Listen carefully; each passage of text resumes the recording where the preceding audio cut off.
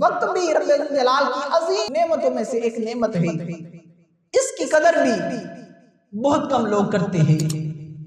حضرت سیدنا عبداللہ بن عباس رضی اللہ تعالیٰ عنہ آپ روایت کرتے ہیں کہ میرے مصطفیٰ کریم علیہ السلام نے ارشاد فرمایا نعمتان مغبون فیہما کثیر من الناس، فرمایا کہ دو نعمتوں سے متعلق بہت سے لوگ نقصان میں ہیں۔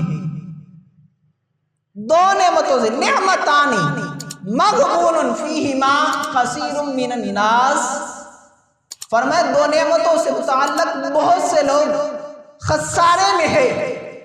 اس میں سے پہلی نعمت فرمایا الصحت، صحت، تندرستی، فرمایا کہ رب تعالیٰ کی نعمتوں میں سے ایک نعمت ہے۔ بندے کو پتہ اس وقت چلتا ہے جب بندہ بیمار ہو جاتا ہے، یہ تندرستی یہ رب تعالیٰ کی بڑی نعمت، بہت بڑی نعمت ہے۔ تندرست جب بندہ رہتا ہے اسے کوئی پرواہ نہیں ہوتی، لیکن جب وہ بیمار ہوتا ہے پھر کہتا ہے کہ کاش میں دوبارہ سے مجھے صحت مل جائے، تندرستی مل جائے۔